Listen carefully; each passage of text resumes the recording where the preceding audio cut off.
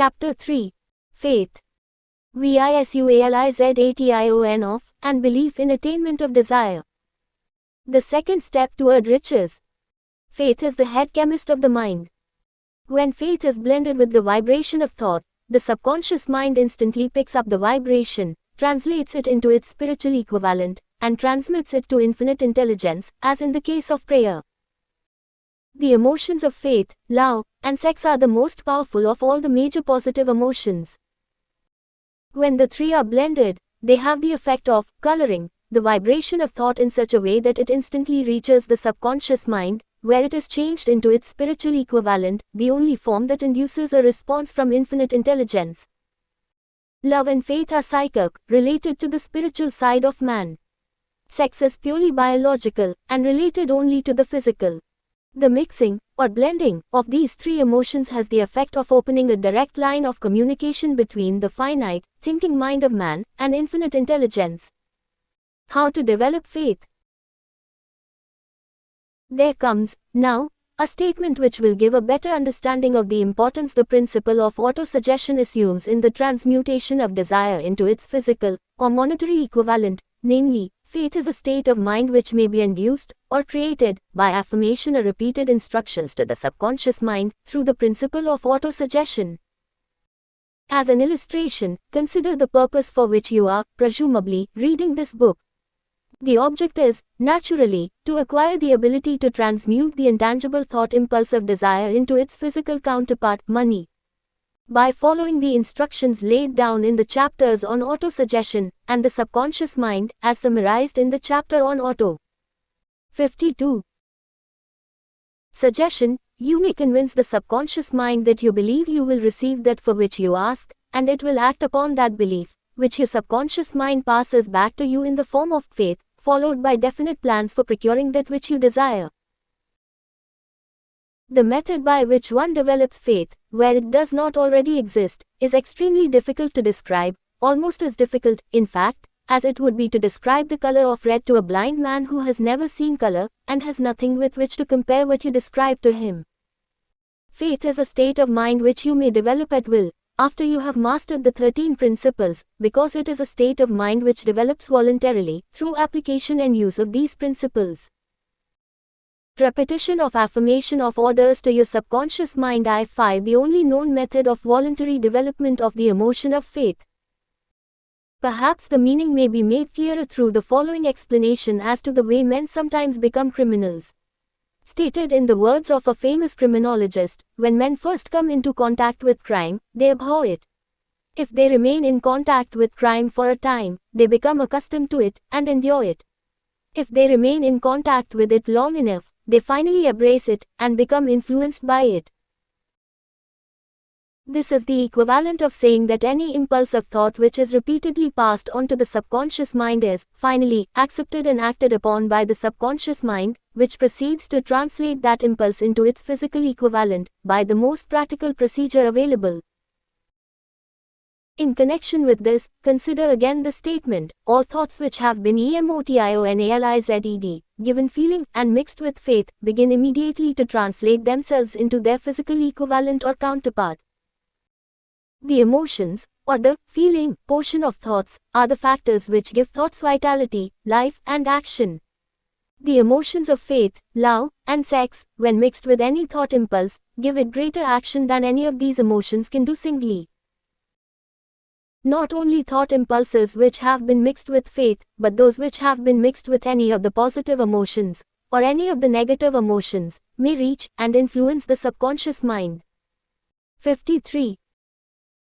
From this statement, you will understand that the subconscious mind will translate into its physical equivalent a thought impulse of a negative or destructive nature, just as readily as it will act upon thought impulses of a positive or constructive nature.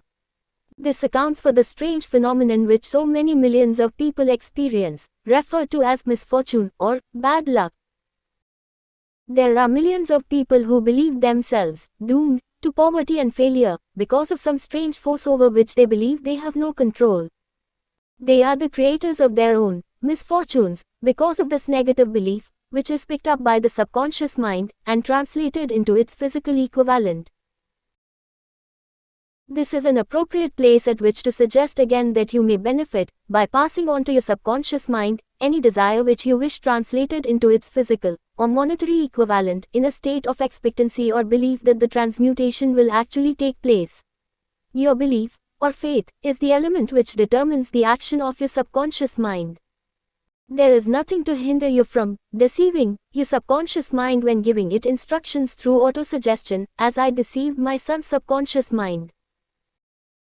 To make this deceit more realistic, conduct yourself just as you would if you were already in possession of the material thing which you are demanding when you call upon your subconscious mind. The subconscious mind will transmute into its physical equivalent, by the most direct and practical media available, any order which is given to it in a state of belief or faith that the order will be carried out.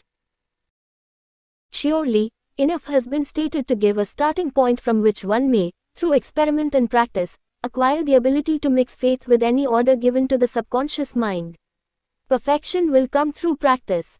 It cannot come by merely reading instructions.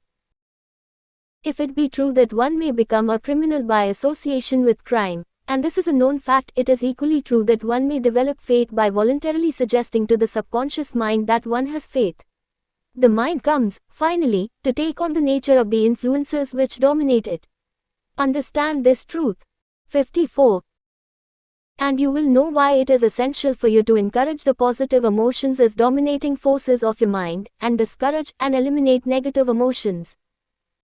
A mind dominated by positive emotions becomes a favorable abode for the state of mind known as faith.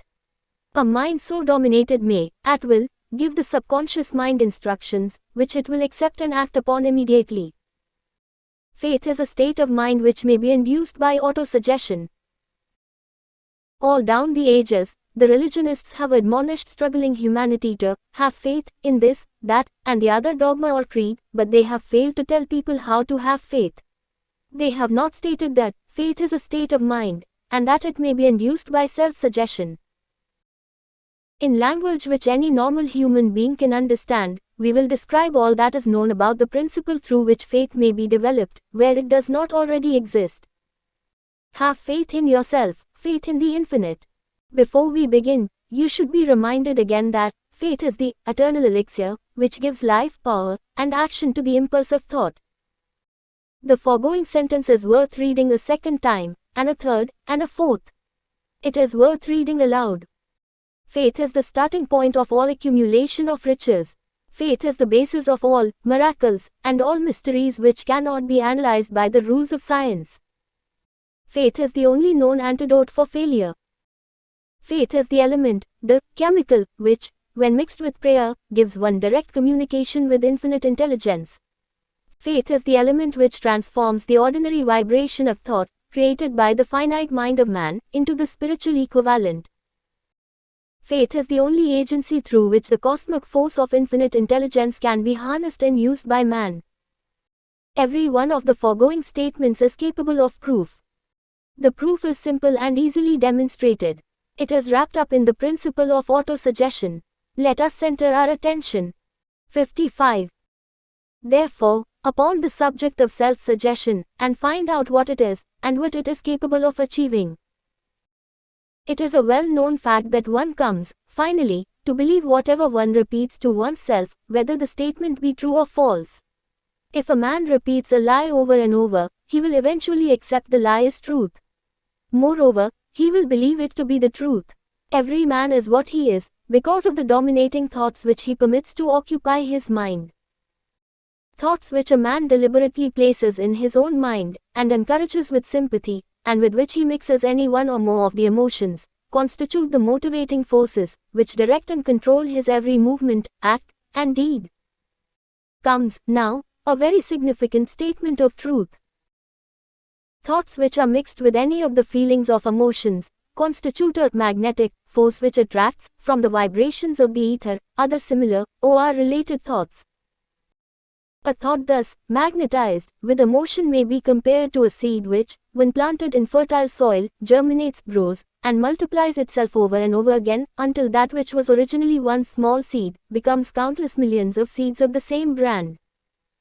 The ether is a great cosmic mass of eternal forces of vibration. It is made up of both destructive vibrations and constructive vibrations. It carries, at all times, vibrations of fear, poverty, disease, failure, misery, and vibrations of prosperity, health, success, and happiness, just as surely as it carries the sound of hundreds of orchestrations of music, and hundreds of human voices, all of which maintain their own individuality, and means of identification, through the medium of radio. From the great storehouse of the ether, the human mind is constantly attracting vibrations which harmonize with that which dominates the human mind. Any thought, idea, plan, or purpose which one holds in one's mind attracts, from the vibrations of the ether, a host of its relatives, adds these relatives to its own force, and grows until it becomes the dominating, motivating master of the individual in whose mind it has been housed. Now, let us go back to the starting point, and become informed as to how the original seed of an idea, plan, or purpose may be planted in the mind. The information is easily conveyed. Any idea, plan, or purpose may be placed in the mind through repetition of 56. Thought. This is why you are asked to write out a statement of your major purpose, or definite chief aim, commit it to memory, and repeat it, in audible words, day after day, until these vibrations of sound have reached your subconscious mind. We are what we are, because of the vibrations of thought which we pick up and register, through the stimuli of our daily environment. Resolve to throw off the influences of any unfortunate environment, and to build your own life to order. Taking inventory of mental assets and liabilities, you will discover that your greatest weakness is lack of self-confidence. This handicap can be surmounted, and timidity translated into courage, through the aid of the principle of autosuggestion. The application of this principle may be made through a simple arrangement of positive thought impulses stated in writing, memorized, and repeated, until they become a part of the working equipment of the subconscious faculty of your mind. Self-confidence formula.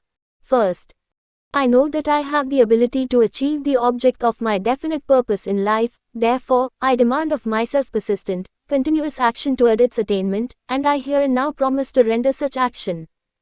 Second, I realize the dominating thoughts of my mind will eventually reproduce themselves in outward, physical action, and gradually transform themselves into physical reality. Therefore, I will concentrate my thoughts for 30 minutes daily, upon the task of thinking of the person I intend to become, thereby creating in my mind a clear mental picture of that person.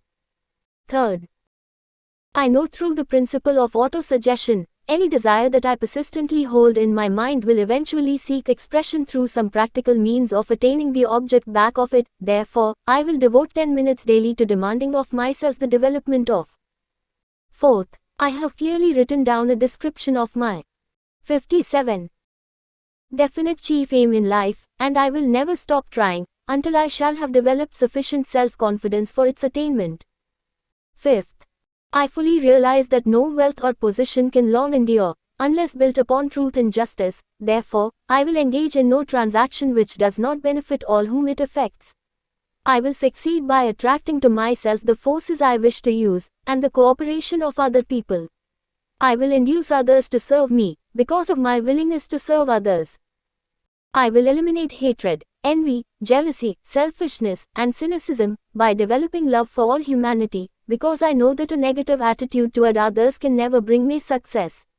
I will cause others to believe in me, because I will believe in them, and in myself.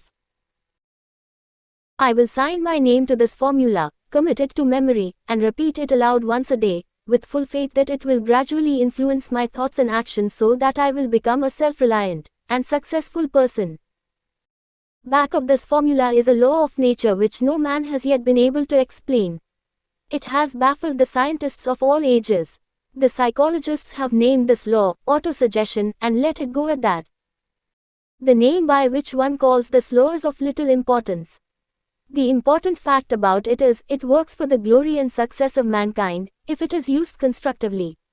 On the other hand, if used destructively, it will destroy just as readily. In this statement may be found a very significant truth, namely, that those who go down in defeat, and end their lives in poverty, misery, and distress do so because of negative application of the principle of autosuggestion. The cause may be found in the fact that all impulses of thought have a tendency to clothe themselves in their physical equivalent. The subconscious mind, the chemical laboratory in which all thought impulses are combined and made ready for translation into physical reality, makes no distinction between constructive and destructive thought impulses. It works with the material we feed it, through all thought impulses. The subconscious mind will translate into reality a thought driven by fear just as readily as it will translate into reality a thought driven by courage or faith. 58. The pages of medical history are rich with illustrations of cases of suggestive suicide. A man may commit suicide through negative suggestion, just as effectively as by any other means. In a Midwestern city, a man by the name of Joseph Grant, a bank official, borrowed a large sum of the bank's money without the consent of the directors. He lost the money through gambling.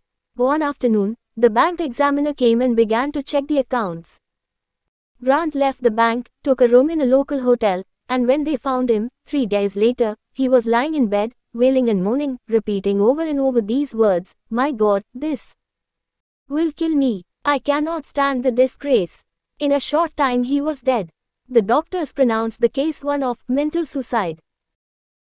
Just as electricity will turn the wheels of industry, and render useful service if used constructively, or snuff out life if wrongly used, so will the law of autosuggestion lead you to peace and prosperity, or down into the valley of misery, failure, and death, according to your degree of understanding and application of it.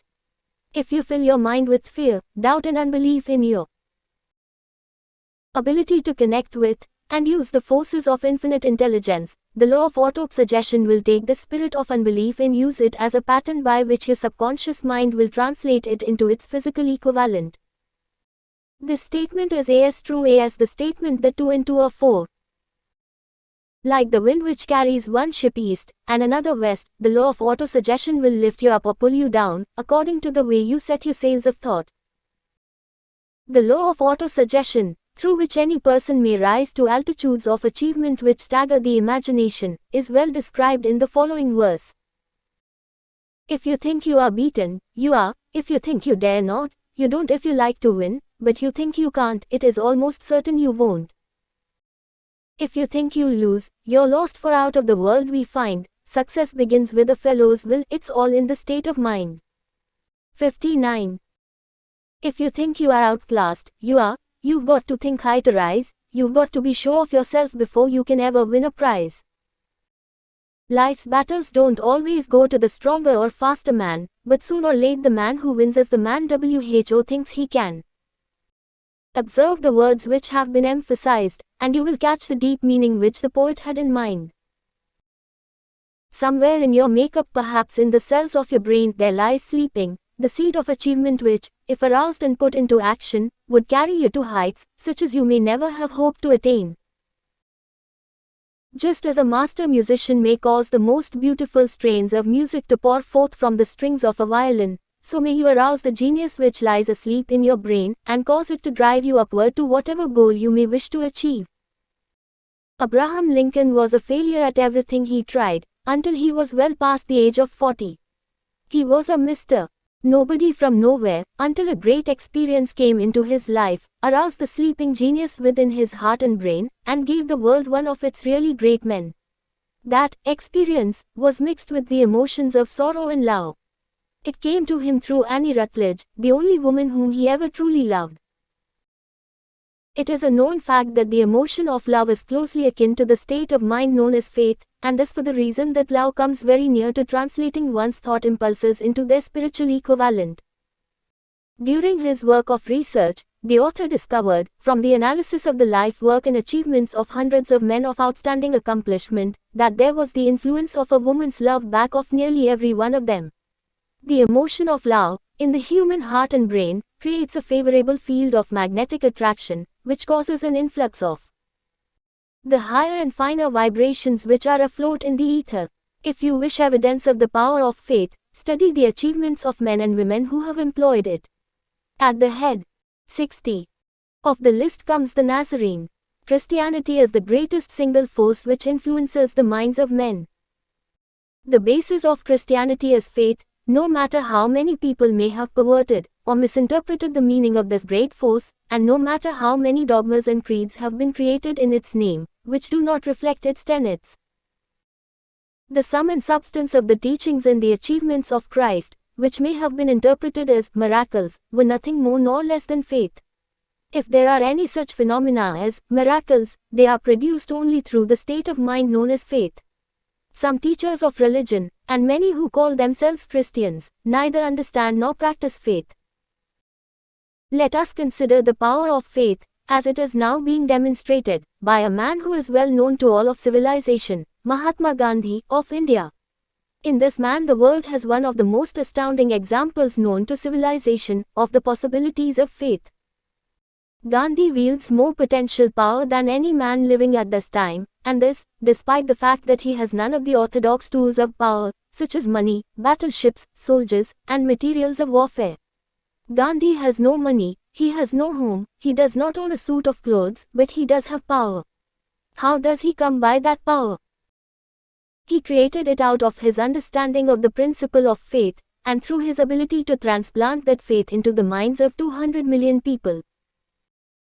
Gandhi has accomplished, through the influence of faith, that which the strongest military power on earth could not, and never will accomplish through soldiers and military equipment. He has accomplished the astounding feat of influencing 200 million minds to coalesce and move in unison, as a single mind.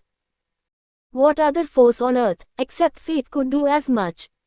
There will come a day when employees as well as employers will discover the possibilities of faith. That day is dawning. The whole world has had ample opportunity, during the recent business depression, to witness what the lack of faith will do to business. Surely, civilization has produced a sufficient number of intelligent human beings to make use of this great lesson which they. 61. Depression has taught the world. During this depression, the world had evidence in abundance that widespread fear will paralyze the wheels of industry and business. Out of this experience will arise leaders in business and industry who will profit by the example which Gandhi has set for the world, and they will apply to business the same tactics which he has used in building the greatest following known in the history of the world. These leaders will come from the rank and file of the unknown men, who now labor in the steel plants, the coal mines, the automobile factories, and in the small towns and cities of America. Business is due for a reform, make no mistake about this.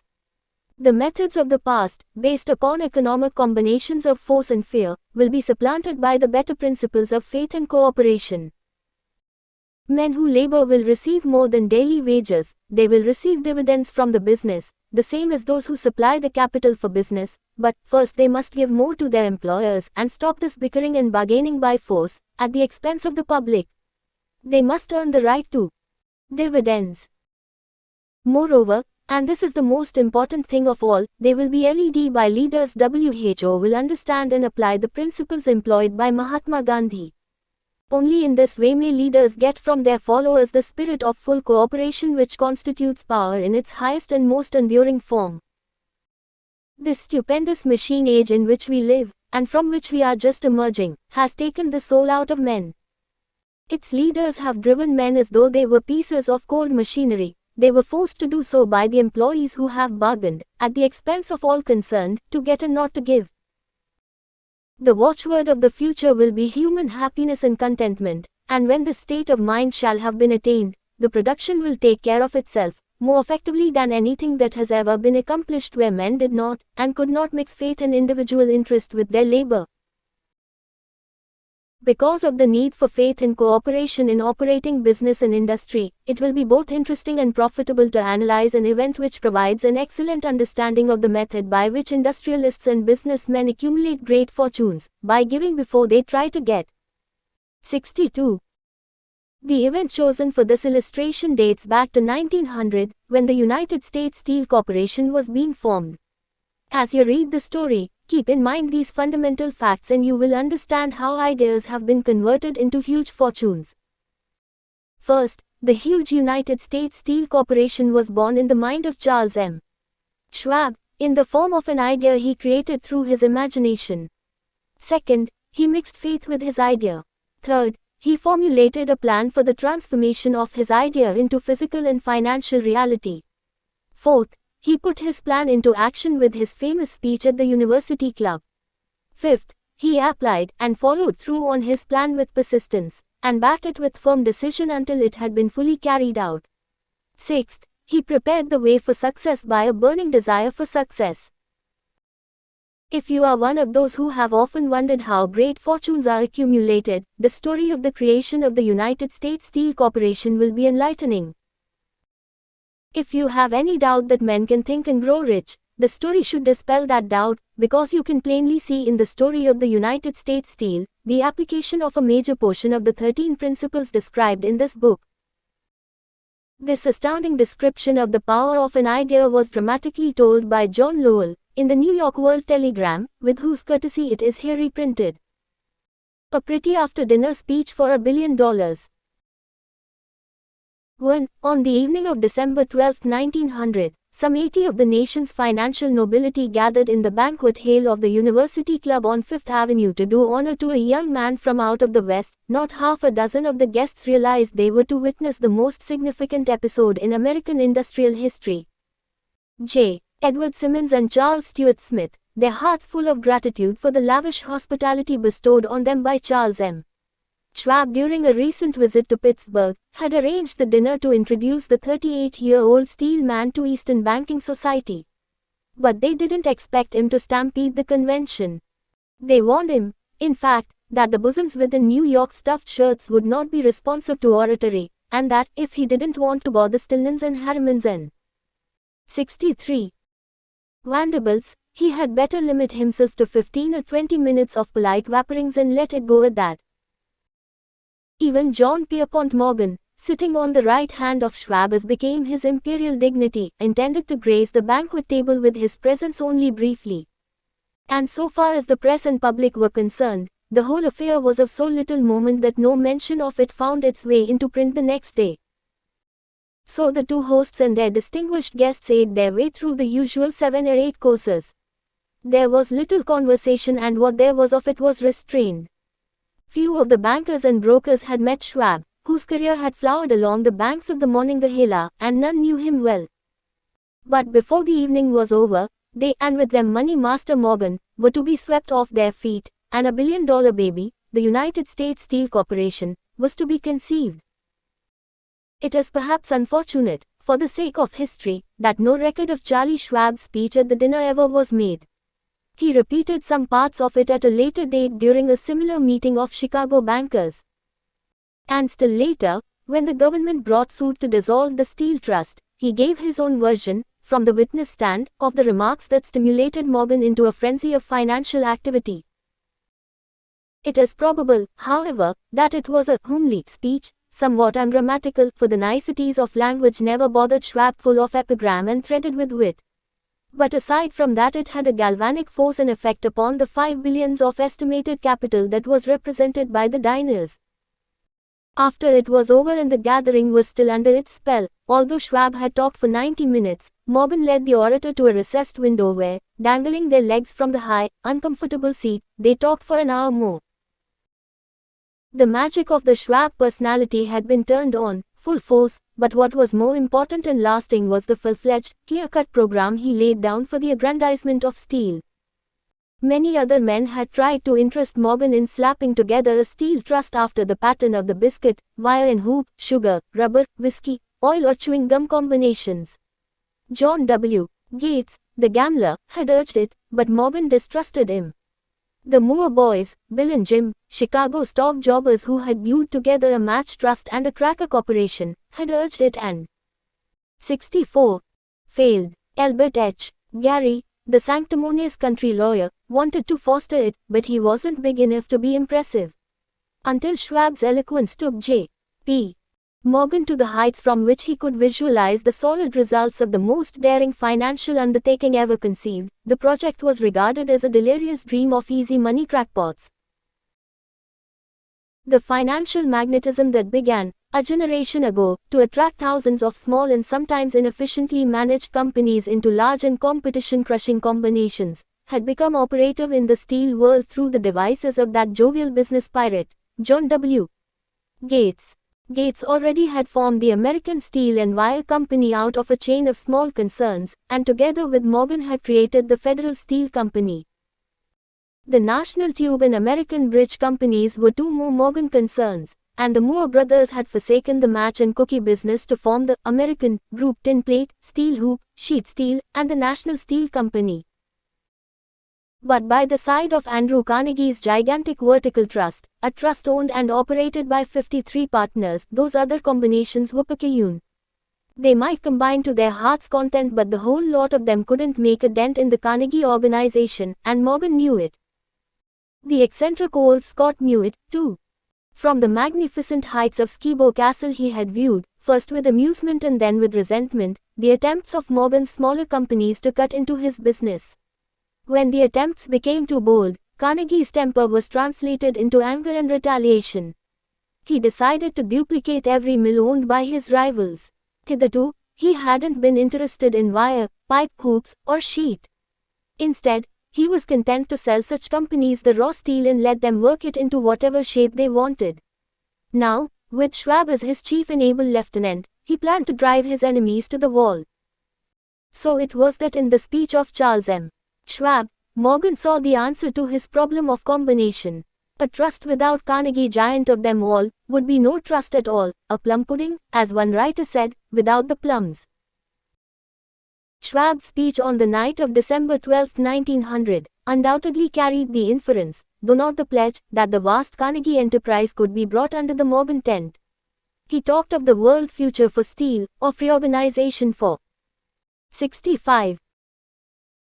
Efficiency, of specialization, of the scrapping of unsuccessful mills and concentration of effort on the flourishing properties, of economies in the ore traffic, of economies in overhead and administrative departments, of capturing foreign markets. More than that, he told the buccaneers among them wherein lay the errors of their customary piracy. Their purposes, he inferred, had been to create monopolies, raise prices, and pay themselves fat dividends out of privilege. Schwab condemned the system in his heartiest manner. The short-sightedness of such a policy, he told his hearers, lay in the fact that it restricted the market in an era when everything cried for expansion. By cheapening the cost of steel, he argued, an ever-expanding market would be created, more uses for steel would be devised, and a goodly portion of the world trade could be captured. Actually, though he did not know it, Schwab was an apostle of modern mass production. So the dinner at the University Club came to an end. Morgan went home, to think about Schwab's rosy predictions. Schwab went back to Pittsburgh to run the steel business for Andrew Carnegie, while Gary and the rest went back to their stock tickers, to fiddle around in anticipation of the next move. It was not long coming. It took Morgan about 1 week to digest the feast of reason Schwab had placed before him. When he had assured himself that no financial indigestion was to result, he sent for Schwab and found that young man rather coy. Mr. Carnegie, Schwab indicated, might not like it if he found his trusted company president had been flirting with the Emperor of Wall Street, the street upon which Carnegie was resolved never to tread. Then it was suggested by John W. Gates, the go-between, that if Schwab happened to be in the Bellevue Hotel in Philadelphia, J.P. Morgan might also happen to be there. When Schwab arrived, however, Morgan was inconveniently ill at his New York home, and so, on the elder man's pressing invitation, Schwab went to New York and presented himself at the door of the financier's library. Now certain economic historians have professed the belief that from the beginning to the end of the drama, the stage was set by Andrew Carnegie, that the dinner to Schwab, the famous speech, the Sunday night conference between Schwab and the Money King, were events arranged by the canny Scot. The truth is exactly the opposite. When Schwab was called in to consummate the deal, he didn't even know whether the little boss, as Andrew 66 was called, would so much as listen to an offer to sell, particularly to a group of men whom Andrew regarded as being endowed with something less than holiness. But Schwab did take into the conference with him, in his own handwriting, 6 sheets of copperplate figures, representing to his mind the physical worth and the potential earning capacity of every steel company he regarded as an essential star in the new metal firmament. 4 men pondered over these figures all night. The chief, of course, was Morgan, steadfast in his belief in the divine right of money. With him was his aristocratic partner, Robert Bacon, a scholar and a gentleman. The third was John W. Gates, whom Morgan scorned as a gambler and used as a tool. The fourth was Schwab, who knew more about the processes of making and selling steel than any whole group of men then living. Throughout that conference, the Pittsburghers' figures were never questioned. If he said a company was worth so much, then it was worth that much and no more. He was insistent, too, upon including in the combination only those concerns he nominated. He had conceived a corporation in which there would be no duplication, not even to satisfy the greed of friends who wanted to unload their companies upon the broad Morgan shoulders. Thus he left out, by design, a number of the larger concerns upon which the walruses and carpenters of Wall Street had cast hungry eyes. When dawn came, Morgan rose and straightened his back. Only one question remained. "Do you think you can persuade Andrew Carnegie to sell?" he asked. "I can try," said Schwab. "If you can get him to sell, I will undertake the matter," said Morgan. So far so good, but would Carnegie sell? How much would he demand? Schwab thought about $320 million. What would he take payment in? Common or preferred stocks, bonds, cash? Nobody could raise $250 million in cash. There was a golf game in January on the frost-cracking heat of the St. Andrews Links in Westchester, with Andrew bundled up in sweaters against the cold, and Charlie talking volubly, as usual, to keep his spirits up. But no word of business was mentioned until the pair sat down in the cozy warmth of the Carnegie cottage hard by. Then, with the same persuasiveness that had hypnotized 67 millionaires at the University Club, Schwab poured out the glittering promises of retirement in comfort, of untold millions to satisfy the old man's social caprices. Carnegie capitulated, wrote a figure on a slip of paper, handed it to Schwab and said, "All right, that's what we'll sell for." The figure was approximately $400 million, and was reached by taking the $320 million mentioned by Schwab as a basic figure, and adding to it $80 million to represent the increased capital value over the previous 2 years. Later, on the deck of a transatlantic liner, the Scotsman said ruefully to Morgan, "I wish I had asked you for $100 million more." "If you had asked for it, you'd have gotten it," Morgan told him cheerfully. Asterisk, asterisk, asterisk, asterisk. There was an uproar, of course. A British correspondent cabled that the foreign steel world was appalled by the gigantic combination. President Hadley, of Yale, declared that unless trusts were regulated, the country might expect an emperor in Washington within the next 25 years. But that able stock manipulator, Keene, went at his work of shoving the new stock at the public so vigorously that all the excess water, estimated by some at nearly $600 million, was absorbed in a twinkling.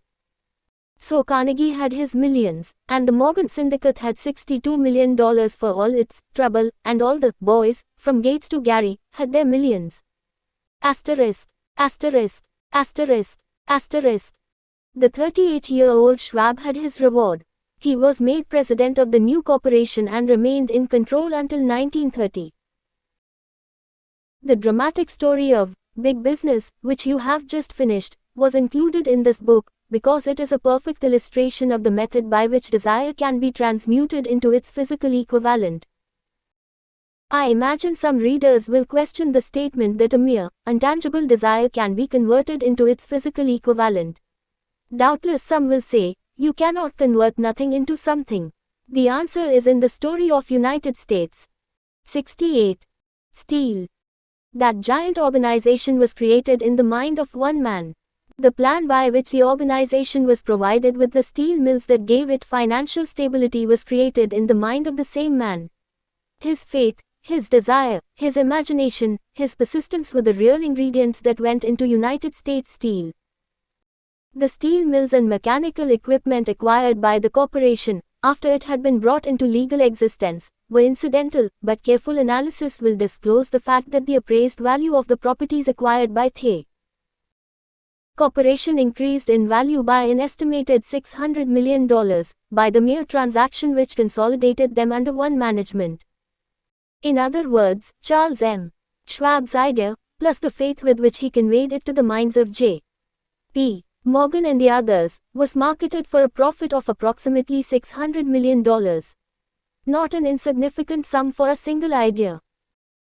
What happened to some of the men who took their share of the millions of dollars of profit made by this transaction is a matter with which we are not now concerned. The important feature of the astounding achievement is that it serves as unquestionable evidence of the soundness of the philosophy described in this book, because this philosophy was the warp and the woof of the entire transaction.